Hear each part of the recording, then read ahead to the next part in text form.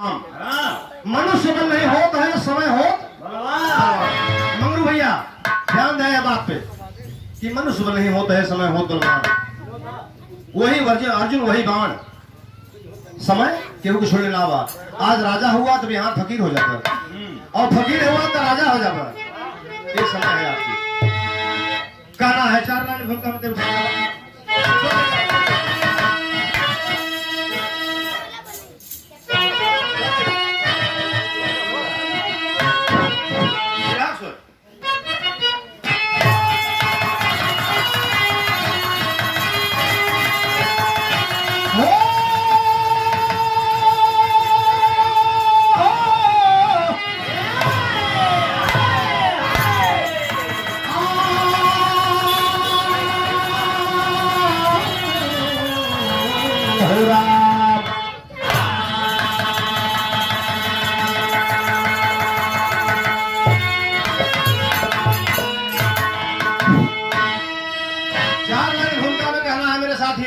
गौर करेंगे इस बात पर कि कोई कोशिश करे कितनों करके यतन सब सिमट जाते हैं काल के गाल में। काल ही सुर सुर नर मुनि को करता नमन। काल ही साधु संतों के हर ख्याल में। रंग को राजा को रंग करता समय। अरे जल चेतन जगत को उजारे बसाए। ईश्वर की गति से कला करता है। हरि हर हारे ब्रह्मा भी नहीं तार पाए।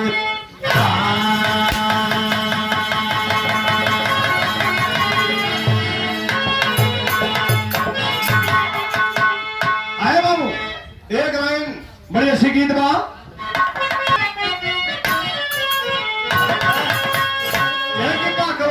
मास्टर साहब कि अरे हुसैन तुमको जमाना सलाम करता है।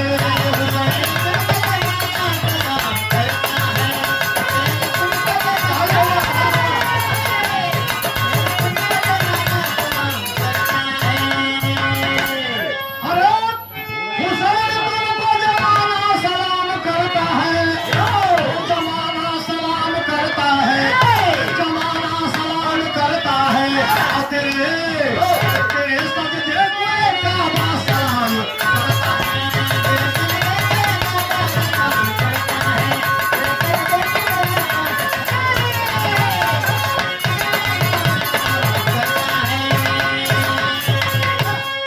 में बता गए तैयारी से कि ऐसा लगता है।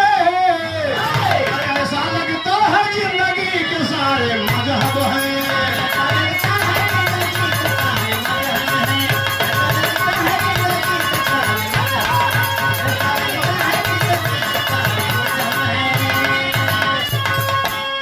ऐसा लगता है जिंदगी के सारे मजहब है।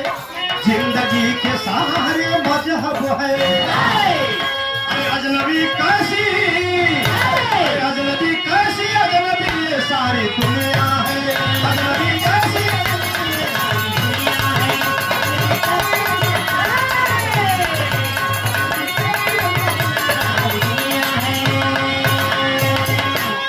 आए बाबू। कहानी की शुरुआत हमारे मास्टर साहब हुआ जात बा 4 लाइन नजर से। कहानी कैसन बात हमारी बात फिक्र कहानी बा बाबा गाना हो।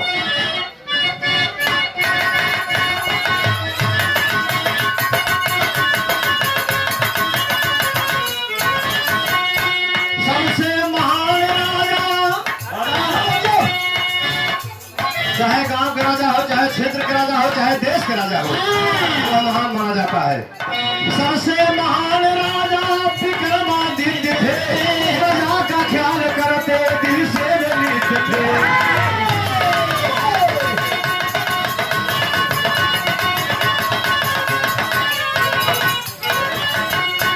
बच्चों का रूप ईश्वर से प्यार किए हैं। बच्चों का रूप ईश्वर से प्यार किए हैं। बच्चों को ही महल का अधिकार दिए हैं।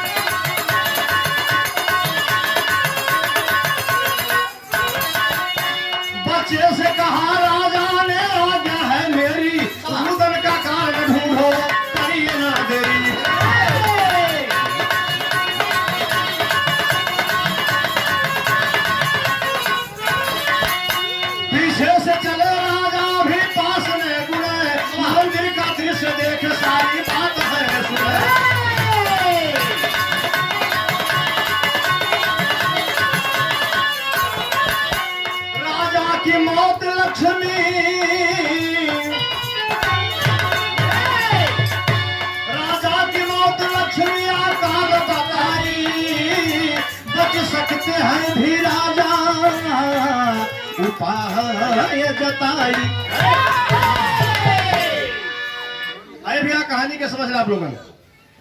कहानी कहां के वहां मैं एकदम बैठा जाता हूँ। चालू राजा विक्रमादित्य, हेलो, राजा में जितने भी दरबारी सेनापति महामंत्री थे बाबूजी, सब कौन कौन लोग थे? छोटे छोटे बालक। बाल रूप भगवान का रूप होता है। एक दिन राजा विक्रमादित्य के कान में आवाज आई, रात 12 बजे के रोने की आवाज आती है। रात 12 बजे एक छोटा सा बालक था, उसको भेज देते हैं कि बेटा जाओ इसका पता लगाओ रोने की आवाज कहाँ से आ रही है। वो बालक बाबूजी वफादार टहलते टहलते रात 12 बजे जाता है। रास्ते में एक बुढ़िया मतारी आंख में आंसू लेकर उस मंदिर के बगल में रो रही है। वो बच्चा पहुंच जाता है कि माई कि तोरे आंख में आंसू कहाँ है बा? कहाँ रो थो माई? बुढ़िया मतारी करण की बेटा सुने शायद हुआ जाना चाहता हो? कहा हाँ माई जाने चाहती। कहे बेटा राजा विक्रमादित्य की मृत्यु कल होने वाली है और सुबह दिन निकलने के पहले वो मर जाएंगे। कहे भाई दोनों बचावे के उपाय हो? कहे हाँ बेटा एक उपाय हो। मतारी बताओ तो कहे बेटा अगर कोई कुंवारा बालक है इस मंदिर पर आकर के अपनी तलवार रखी गई है, तलवार उठा करके अपनी गर्दन काट करके इस मंदिर पर चढ़ा देगा तो राजा बच सकते हैं, अन्यथा उनको कोई बचाने वाला पैदा नहीं है। बाबूजी इतनी बात जो बालक सुनता है, वफादार बालक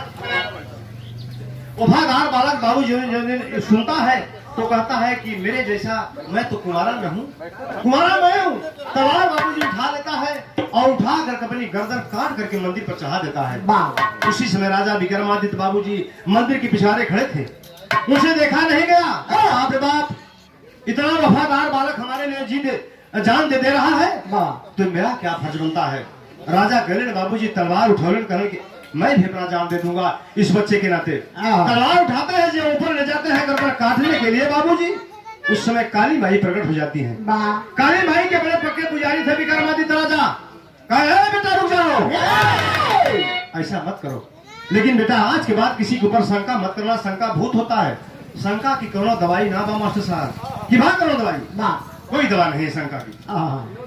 राजा विक्रमादित्य कहते हैं माता जी अगर ये बालक को आप जिरा नहीं दोगी तो मैं अपना जान दे दूंगा। कहे बेटा रुक जाओ। उस बालक के ऊपर बाबूजी माई काली हाथ फेरने के बाद वह बालक उठकर बैठ जाता है। जो इस समय उठकर बैठे बाबूजी विक्रमादित्य राजा उसको घोड़े पर बैठा लेते हैं। घोड़े पर बैठा करके वापस महल की तरफ जाते हैं बाबूजी। तो होता क्या है कहना है, ये भाव पे हमारे लालमन यादव ग्राम मौजीपुर की धरती से 51 रुपए का आशीर्वाद आया भाई की तरफ से। माने कि दिन दुना रात चौगुना संभाल रहा हूं भैया के धन में करो को ही न हो 50 दे ले आप सबका। राजा विक्रमादित्य बाबूजी वापस महल की तरफ जाते हैं घोड़े पर सवार होकर के और जाते हैं शिकार खेलने के लिए। अब जब शिकार खेलने के लिए जंगल में जाते हैं तो होता क्या है गीत अगर मास्टर वही गीत बात भारत शर्मा वाली गीत हो भैया, भारत शर्मा।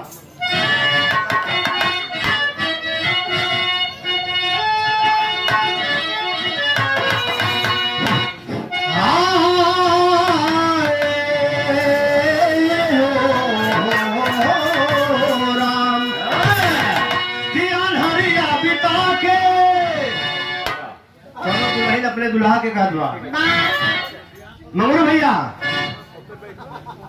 कहो दुल्हे अपने दुल्हा से कहत बा कि देखा सैया अंधेरा अंधेरा भी ना जोरा में आया और जोरा में आया तो कैसे आया वो बताओ। कि अंधेरिया बिता के अरे जोरा में आया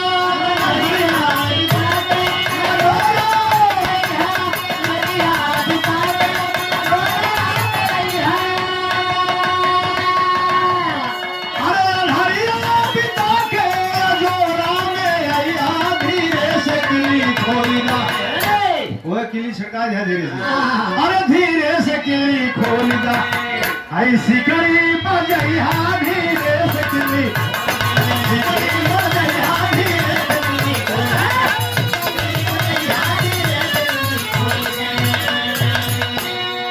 लेकिन आजा भाप मेरे कहानी पे आप लोग। राजा विक्रमादित्य बाबूजी जंगल की तरफ जो शिकार खेलने के लिए जाते हैं। उस समय एक लकड़हारा लकड़ी काटने के लिए एक पेड़ पर चढ़ा है।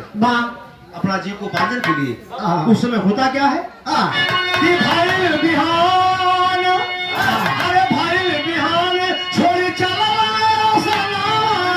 भाई बिहान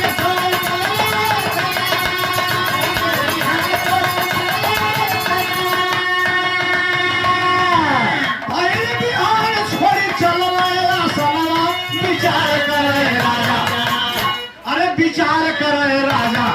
मगन भैया अरे पहुंचे हैं पलवा विचार करे राजा।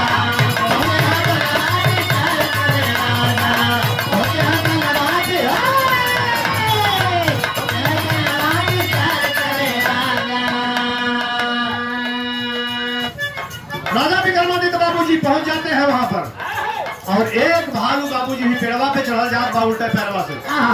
तो भाव में बताओगे कैसे कि भाई बिहान छोड़ी अरे चलो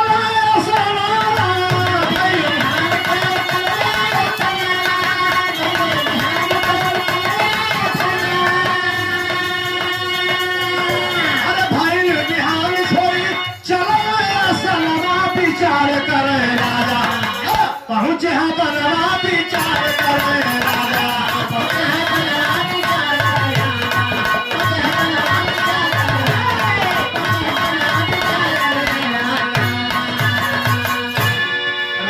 पहुंच जाते हैं तो देखते क्या है भैया कि रही हमें भालू एक अरे दिखा से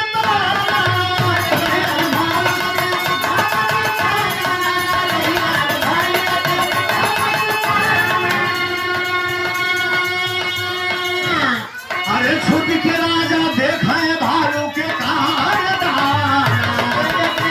भालू के भालू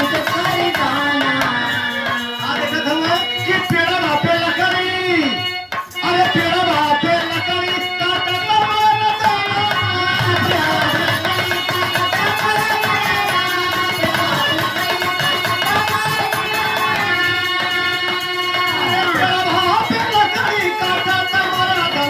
विचार करे अरे गिरी के चला चला विचार करे गिरी के चला विचार करे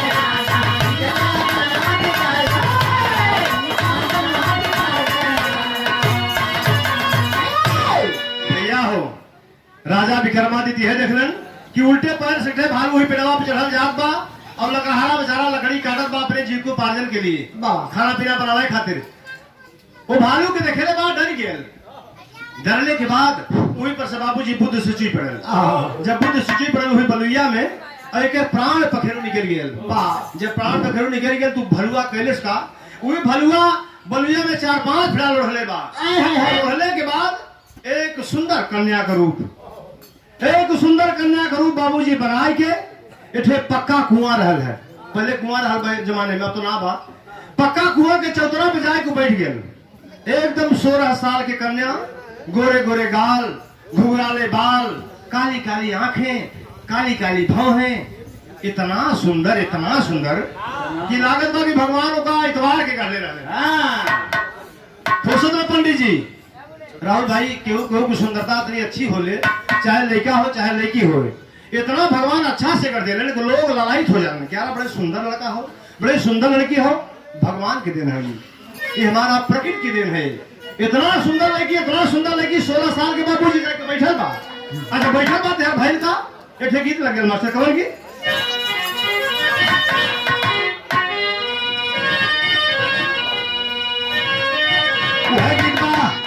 गोरिया के अरे गोरिया के रखिया कटारी हो, कटारी हो काजल बिहारी।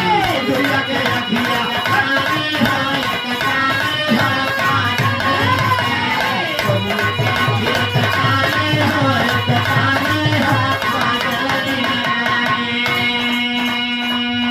लेकिन यही गीतिया के बदल के गवैया लोग का गवलन कि अब उमरिया के बारी हो, अब उमरिया के बारी हो, अरे बारी हो ये वाले उमरिया के बारी हो, अरे बारी हो उमरिया के बारी हो, अरे बारी हो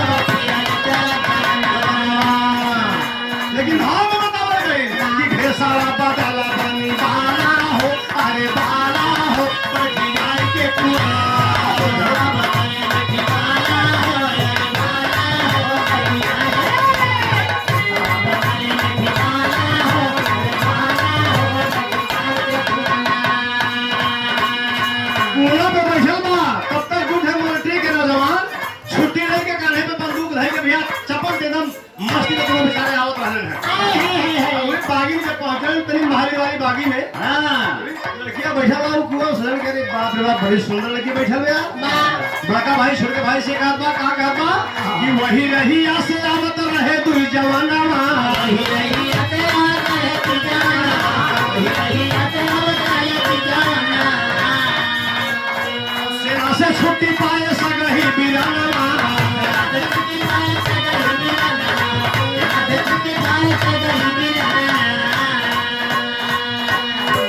देखी सूरत मोहि जाला हो देखी सूरत मोहि जाला हो बैठ जाए के कुआना देखी सूरत मोहि जाला हो बैठ जाए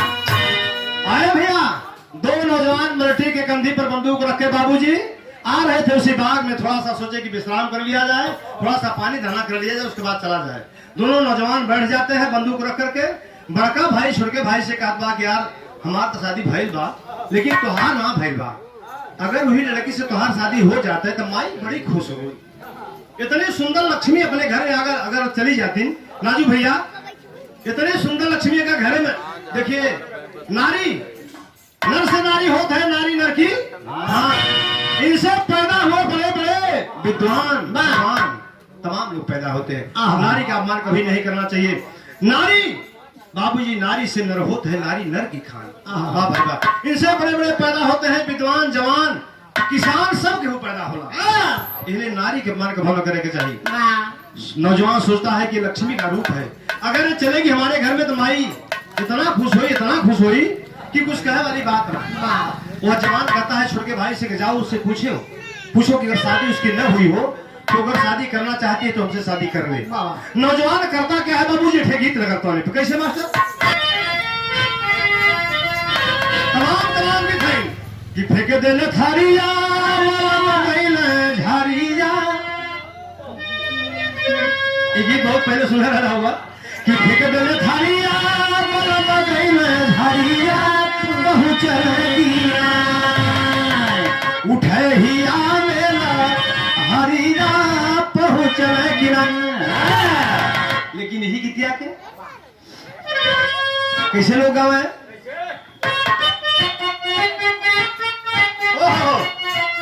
ना मतारी भाई लोग कैसे गावत रहे कि आज एकादशिया अरे बिहार दूरा रसिया के रसिया ये मतारी बहन की गीत हो जमाने में गावत रहे बाबूजी मतारी बहन जब गावे तो सारा पूरा समझ लो कि पत्ता हिले लगे हमसे लोग सुधरा न बने लेकिन मतारी बहन अगर गीत गाए दे जम के तो समझ ले पत्ता हिले जाए बाबूजी इसलिए कहे क्या हो कि आज एकादशिया अरे बिहान दूरा दसिया के रसिया के संयम मांगल गवना के रसिया के लेकिन यही गीतिया के बदल के हम लोग कैसे गाइले ये गीतिया के थोड़ा से गाजीपुर मभिया महेंद्र कि पकी गई गेहूं अरे लटकी गईली बलिया खन गिरे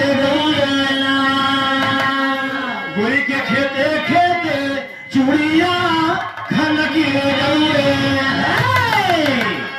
गाजीपुर के बताई बहन लोग गावे लेकिन हमारे जौनपुर वाली किसे गावे और जौनपुर का गवैया किसे गावे भैया महेंद्र राजा से बताए तो है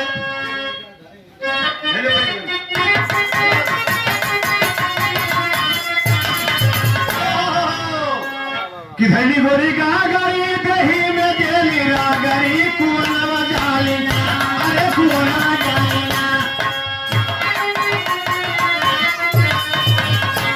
अरे धैली गोरी का गई दही में देली रागरी कुआना जाली अरे कुआना जाली तनिको देहला भी आया कुआना जाली तनिको देहला भी आया कुआना जाली तनिको देहला भी आया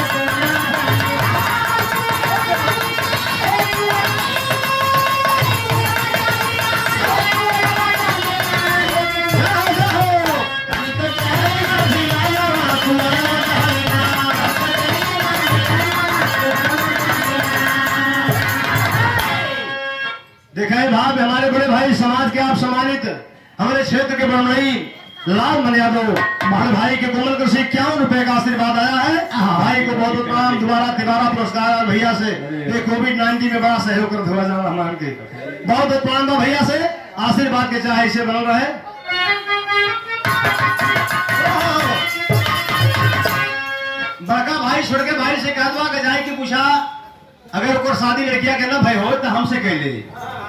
नौजवान डेरात डेरात कैसे यार पूछी कोनो बिगड़ न जाए कदम मारे लागे डर के मारी बेचारा पूछे कोशिश करत बा पूछे बा मारे प्रेम से का हो शादी आपके भइल बा कि ना भइल तो लड़किया बतावत बा क्या बतावत बा कि बड़ी परेशानी बात हाल का सुखानी ये सुना हो साजना अरे सुना हो साजना हंस के बोल दिल जानी ये सुना हो साजना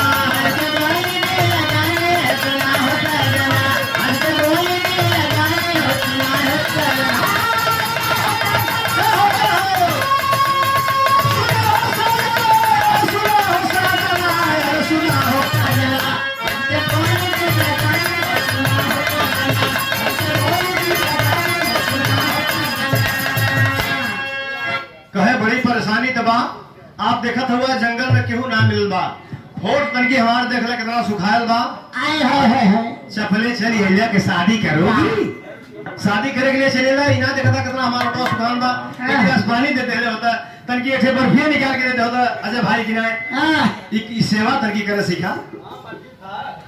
अरे भाई हम खइए ना हमरे खेले से का होई कहे और सुखान बा तोरे समझ ना आवत कि हमरे गिलास पानी और तनकी मीठा चाहे बा तब लड़कवा करत का बा भैया तब भाई का अरे जब लड़किया तरकी से मुस्कुरायल बा तो लड़कवा सोचलस कि 8 आना काम बन गेल बा 8 आना और बाकी बा लागत बा कि शादी हमार हो जाई। अरे खुश भ जवान मिला मन करलिया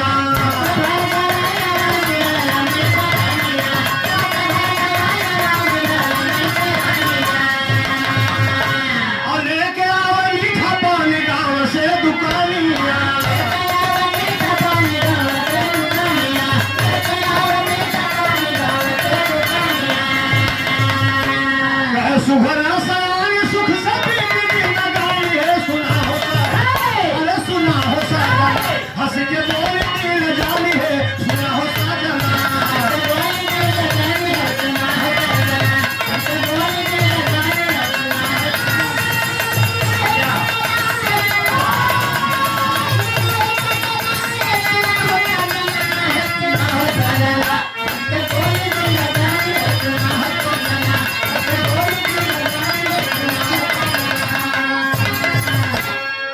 जवान खुश हो जाता है जब खुश हो जाता है तेरी बात सुन करके कि हमारा रोटला सुखाल दा करके पानी और दाना कुछ हमके खिया पिया दा तब ब्याह कर तो ही से कर घबरा मत। नौजवान सोचता है कि यार जाई तनकी गौवा से पानी ले ले एक लोटा और मिठाई तो लेके जाता रहा घरे अगर डब्बा खोल के बर्फी खिया दे एक गिलास पानी पिया दे शादी हमारे बड़े सस्ते में हो जाए मामला सही हो जाए।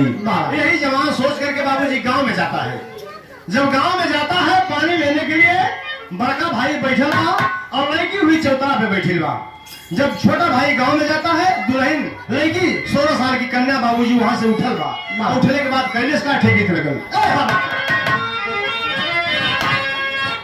वह गीत बा मनु भैया ये तो है लायक गीत बा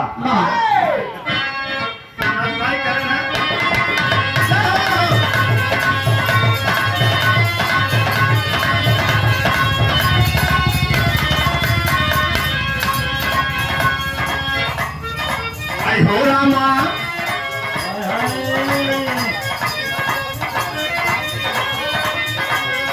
आई हो रामा आखी आके कहा जा रहा आई हो रामा आखी आके कहा जा रहा दिया मजूद वाला हो तेरे बा आई हो रामा आखी आके कहा जा रहा दिया मजूद वाला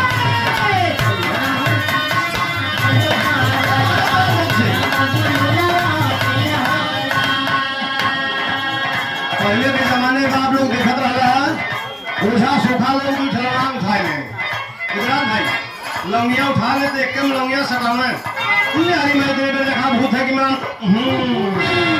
अरे बगलिए के तोरे आकाश भवन हरे वही कोठिया के तमाम तमाम खेड़ा बातें ब्रह्म हो आकाश भवन हो मिलान हो।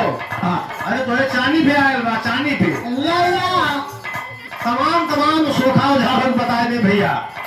यह गीत कैसे गावे गीतिया गावत रहे वाला सटावत रहे कैसे कि अरे बाबा नदिया कई हो बूढ़ावा अरे बाबा नदिया कई हो बूढ़ावा अरे बाबा नदिया कई हो बूढ़ावा बाबा वही नदिया ये रखा हो अरे बाबा नदिया कई हो बूढ़ावा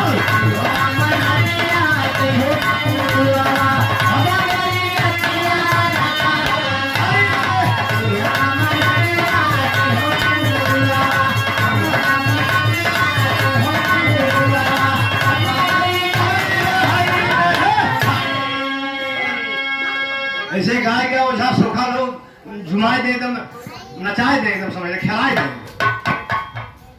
लेकिन भाव में आप लोग और नौजवान पानी लेवे गए बा और से आओ बा पानी लेके तो होत का बा है भैया छोटा भाई ले अरे तैयारी हो छोटा भाई ले जाला जाला पनावा भूली वाला बाबा के समानावा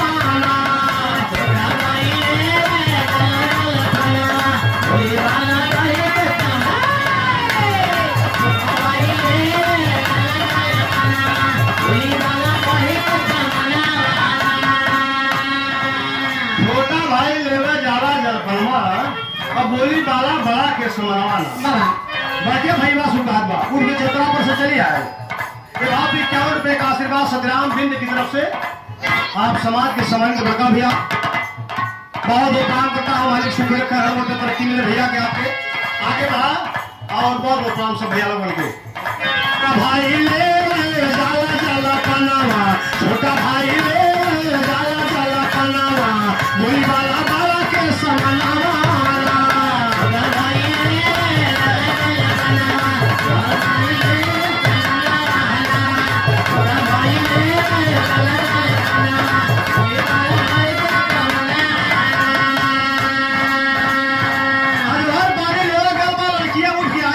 भला से कहत का बा कि अरे तोहरा पे दिल लागल मन मजबूर बा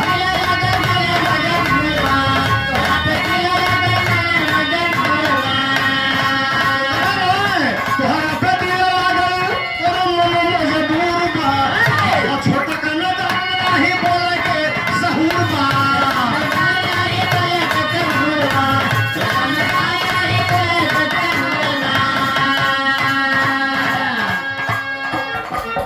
सजनावा जोड़ी सुधार सच्चा साथी तू सजनावा बोली बाला बाला के समानवाना जोड़ी सुधार सच्चा साथी तू सजनावा बोली बाला बाला के समानवाना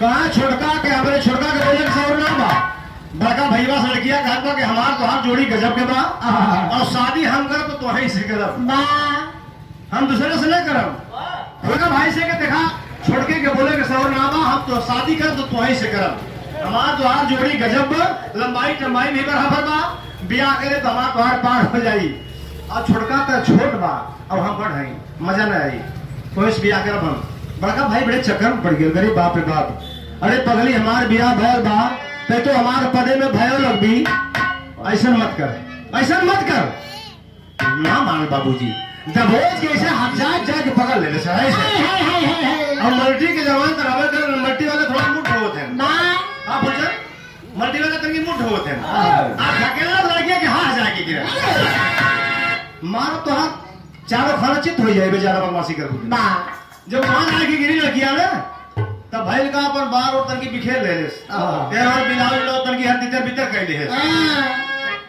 बैठ गया जाए की जब बैठ गया तो हो का भाई मास्टर ए गीत लग गया आवाज से चलो छोटा भाई पानी लेके क्या हो का बा वह गीत बा मतारी बहन लोग के गीत के गावे के रे पातारा राम जी के। लेकिन सांस उनका लोग बड़ी लंबी होता है, उनका लोग सांस जो है पाता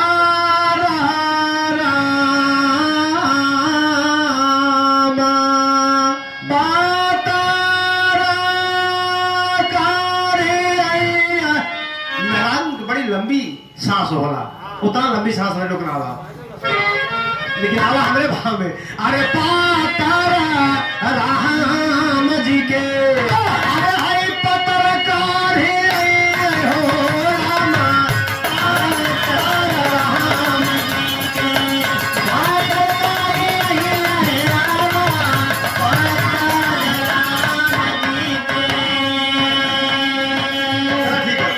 पातारा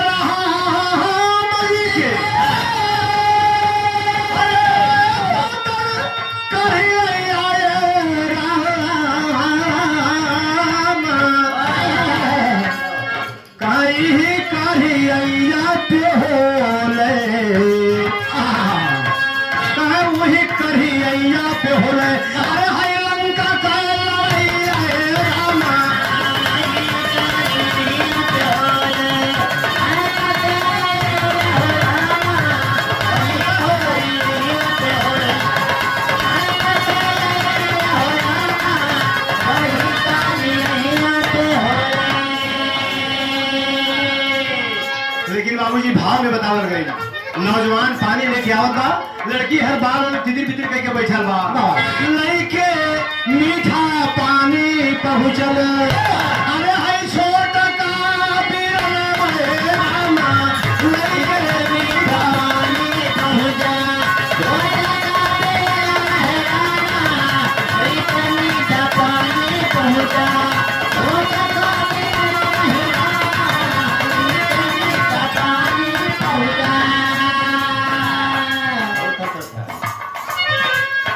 लइके मीठा पानी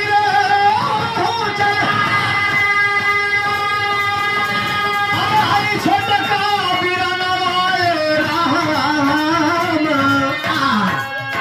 बैठी बाला रोवे आंसू, आंख में आंसू भरल भरल बा, बैठी बाला रोवे आंसू। अरे भाई के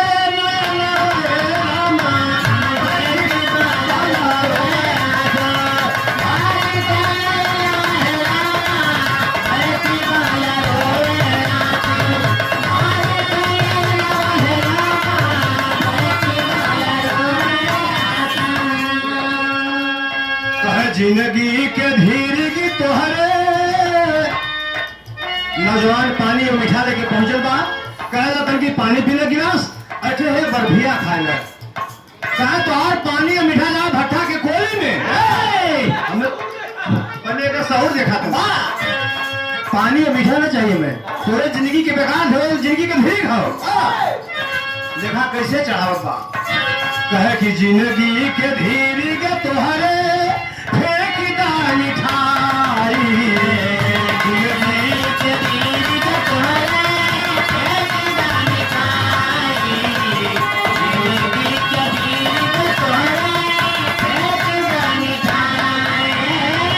अरे कैसो बचवली जबरी चाह तोहार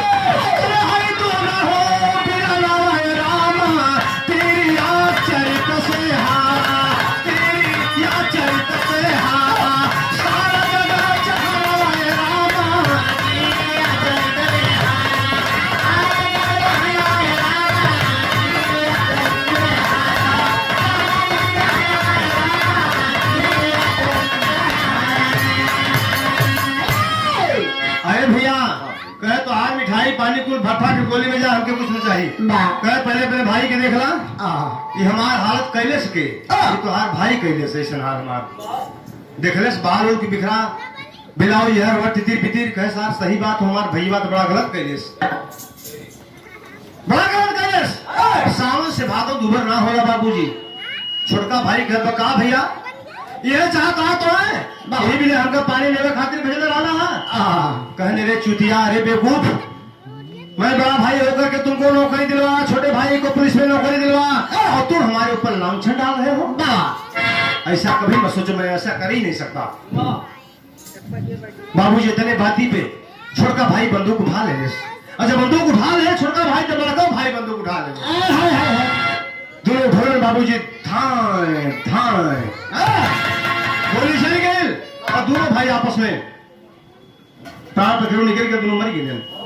तब उन्होंने क्या कहले उसका बाबूजी, फिर रूप बदलत बा। कलर रूप बदलत बा मास्टर दोहा में। लेट गई पुरुतल धरती पर ठट्ठा मार हसीना, अरे बनकर काला नाग वहां से एक तरफ चल दीना।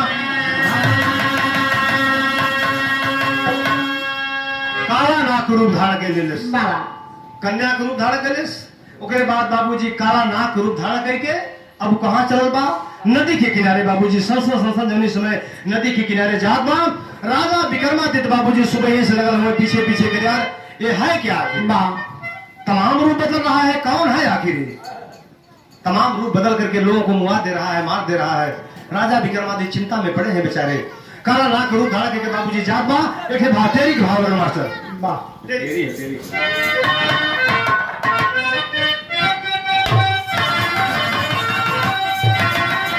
अरे मोरे राम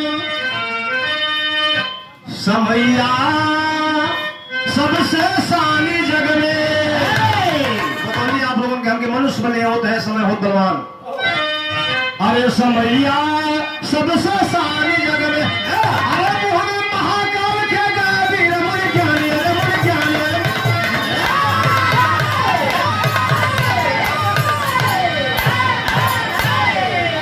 अरे भैया समैया सबसे सानी जग में, मुंह में महाकाल के गए वीर मुनिज्ञानी, समैया सबसे सानी जग में। भाव बैठे गीत नगर मास्टर कवन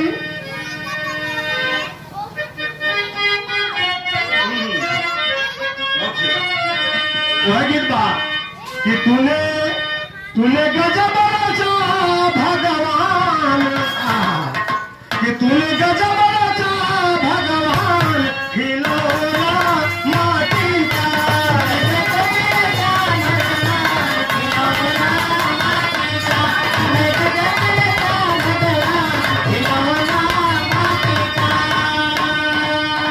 लेकिन ये गीत के थोड़ा से हम अपने आप में बदल देने का, बदल देने कि छमक छल्लो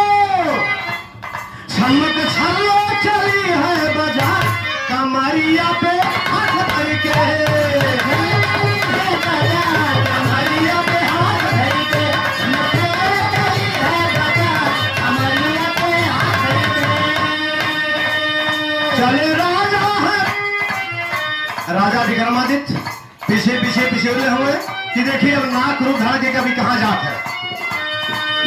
चले पीछे से राजा निहार, विचार करे मनवा में, विचार करे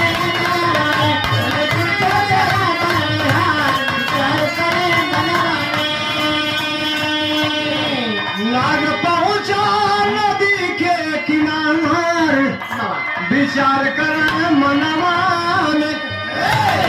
अरे बाबू राजा विक्रमादित्य जाए कि हुई सरपतवा के जोटवा में बैठ गए। नदी किनारे देखा तो आप लोगों तमाम सरपत के जोटा रहेला, वही सरपतवा के जोटवा में बैठ गए। और नगवा जो है नैया पे 50-60 लोग वहां से नौका पे चढ़ के आवत रहे हैं। आई नाग संसन बाबूजी पनिया में जाए के फुफकार को नैया के कोरवा पे चढ़ गया। जब चढ़ गया तो भैल का भाव में बताओ गए। अरे लोग भरी पहुंच बीच धारे,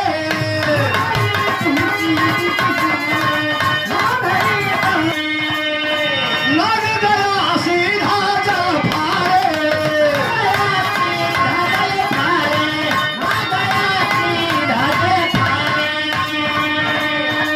नाव में कूद किया नाम कोई किया फुफकार विचार करे मनवा में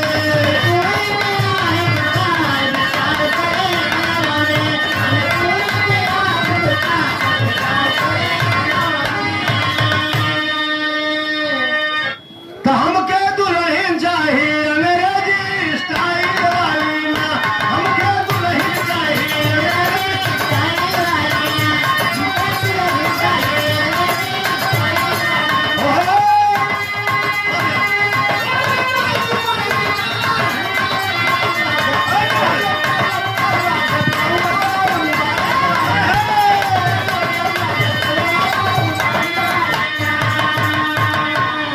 ये हमरे विनोद भैया के गीत रहा है। विनोद भाई टेलर मास्टर साहब की तरफ से 51 रुपए का आशीर्वाद आया है। हमरे विनोद भैया कह करो दुल्हन वाली गीत गाई दे लखनऊ झपकौआ वाली 51 रुपए का आशीर्वाद भैया के बहुत बहुत प्रणाम बा। मालिक सुखी रखे भैया के हर मोड़ पे तरक्की मिले दिन दुना रात चौगुना आप आगे बढ़ा आपके पूरा परिवार बढ़े आपको नाम आपके पूरे परिवार को नाम सब भैया भैया राजा विक्रमादित्य जाकर उसी जोटे में बैठे हुए हैं और नाग सन जाके नदी के किनारे जब पहुंच जाता है नदी में 50-60 लोग उस नौका पर बैठ करके आ रहे हैं। एक छोर पर बैठ जाता है और जब छोर पर बैठता है तो होता क्या है बिहार में भाव लगा मास्टर बापट में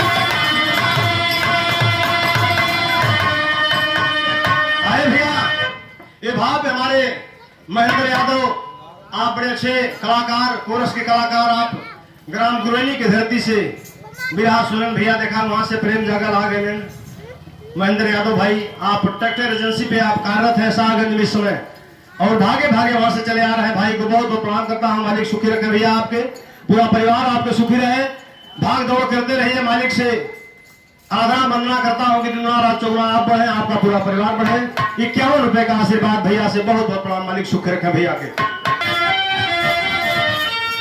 अरे क्या कर समान आगे गजब सब कर जनवा हो आप पहुंच किनारे रूप बदली ब्राह्मण के धैर्य तनवा हो अरे हाथ में पकड़ा कंदन लगा बीच धारा में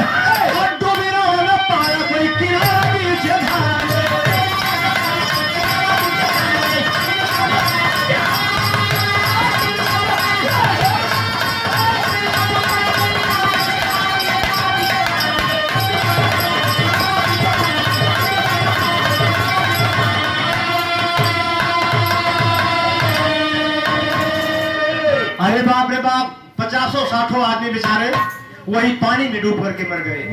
जब नगवा गयल हुई किनारा से फूफ करने से एक बार से फला काट के तो सब पर हवा पाथर हो गया। जब हवा पाथर हो गया अरे बाप रे बाप तो 50-60 लोग जो है एक तरफ करवट हो गए। जब करवट हो गए एक तरफ इकट्ठा हो गए तो करवट हो गया नौका। जब नौका करवट हो जाती है बाबूजी 50-60 लोग उसी पानी में डूब करके मर जाते हैं। तब वो ना करत का बाप वहां से फिर आयल नदी के किनारे। नदी के किनारे आयल एकदम सुंदर ब्राह्मण के रूप बनाए के। पंडित जी देखा बैठे गया भाई ब्राह्मण के रूप बना के फर्स्ट क्लास हमारे किनारे कुर्ता पहन के धोती पहन के माथे पे तिलक लगाए के बगले में पतरा कमंडल लेके सोटी लेके बाबूजी जुमत गई जोनी समय पंडित जी चल रहे। राजा विक्रमादित्य सवाल कर देते हैं क्या आया पंडित जी देखा बिना बतौले न जाए जब जान ले हम तो आज सदरा से देखा था कितना लोगों के तुम्हारे लोग के हुआ तुम पहले हमके बतावा के हुआ कहे यार जाता अपन काम करता है राजा फाजा होगा खत्म तू हो जा है ना जा पर काम करा तू हमें काम करे जा पर। राजा विक्रमादित्य हाथ जोड़ लेते हैं कहे ना महाराज बताओ आप कौन किस जगह से आप आए हैं क्या है आप मैं सुबह से आपकी करामात देख रहा हूँ पंडित जी हाथ जोड़ के विनती करते हैं आप बतावा के हुआ तो बतावत हो क्या बतावत हो बस ही आधा में भाव लगो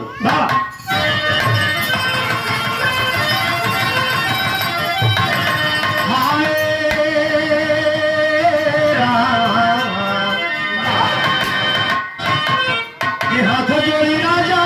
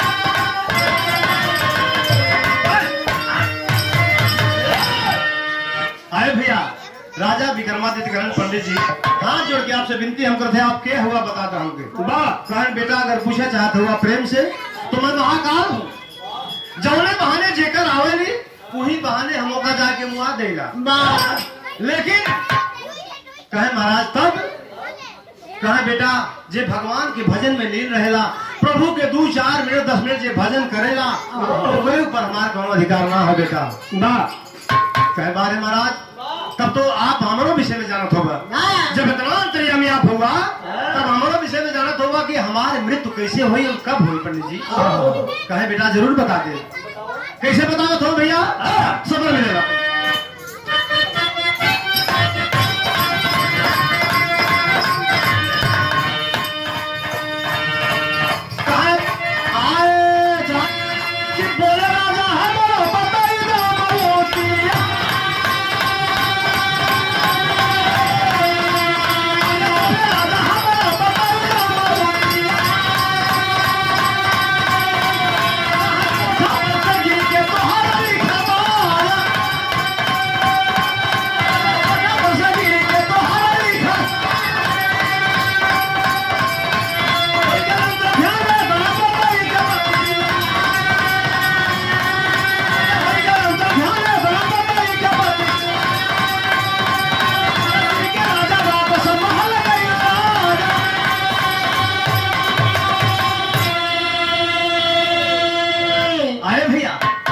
राजा विक्रमादित्य के बतौलन की बेटा तुहार कोठा पर से मृत्यु हुई गिर के और हमारे मुआए आई लेकिन अगर भगवान के भजन करत रहा तो हमार कोनो अधिकार ना बा लेकिन अब तुहार मृत्यु ना बा अब तुम्हें बड़ी सेवा करे के बाद एक पूरे गांव के सेवा करे के बाद तू पूरे प्रजा के रखवाला हुआ पूरे प्रजा के रखने वाले हैं आप मान सम्मान करने वाले हैं इसलिए आपको भी जीना है विक्रमादित्य राजा आपको भी सेवा करना है गांव की आप मुखिया होगा जिए के बाबे तो है जिए के बाद जा बेटा भगवान के भजन में लग जा। राजा विक्रमादित्य जाते हैं बाबूजी भगवान के भजन में लग जाते हैं। अंतिम लाइन में कहना है